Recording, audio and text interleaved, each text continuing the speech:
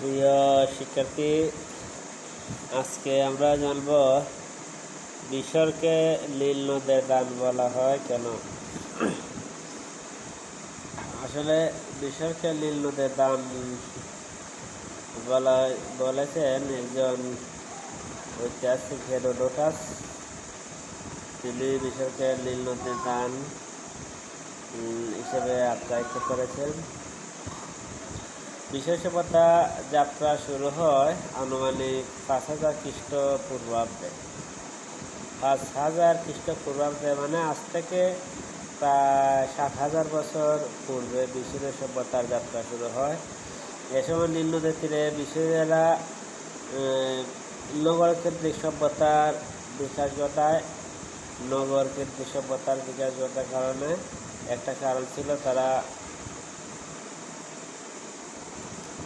তারা প্রত্যেক বছর একটা নির্দিষ্ট সময়ে মিশরে বন্যা হতো, নীল নদে বন্যা হতো।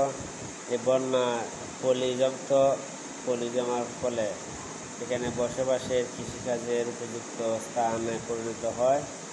এসব কারণে মিশরকে নীল নদের দান বলা হয়, কারণ নীল নদ না থাকলে মিশর মরুভূমিতে পরিণত হতো। আসলে মিশরে প্রত্যেক বছর জুন থেকে অক্টোবর মাস পর্যন্ত বন্যা হতো। মিশরের 2 তীরে পলি জমত।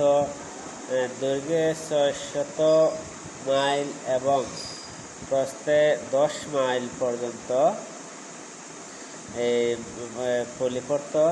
সেখানে তারা বসতি স্থাপন করত এবং সেই জায়গাতে পলি মাটি পড়ার কারণে প্রচুর ফসল উৎপাদন হতো এবং মাটি উর্বর থাকার কারণে সেখানে অনেক ফসল ফলা জন্য একটা জাতি বসবাস করতে তাদের খাদ্য সংগ্রহ করার ক্ষেত্রে, সেখানে খাদ্য উৎপাদন করার ক্ষেত্রে এই নীল নদের তীরে বসবাসের একটা উপযুক্ত স্থান তৈরি হয়।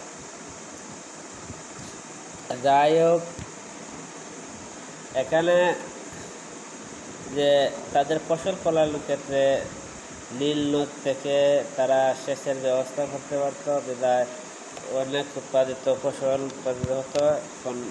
সেখানে নীল নদের তীরে উৎপাদিত হতো ফসল এবং কৃষিকাজের ব্যাপক প্রসার করত উর্বরতার কারণে, আর সেচ ব্যবস্থাও সুবিধা ছিল নদী থেকে।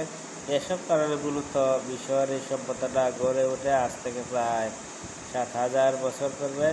এছাড়াও নীল নদের তীরবর্তী সিনাই ও অন্যান্য পর্বতমালা মিশরকে বিভিন্ন ধাতু সরবরাহ করেছে, যা মিশর সভ্যতার উপর নীল নদের অপরিসীম প্রভাব রয়েছে। এসব কারণে একজন ঐতিহাসিক এর প্রভাব লক্ষ্য করে হেরোডোটাস মিশরকে নীল নদের দান বলে অভিহিত করেছেন। তাই আমরা বলতে পারি মিশর নীল নদের দান বলাটা যথার্থ। শিক্ষার্থীরা আশা করি এই প্রশ্নের উত্তর দিতে পারবে।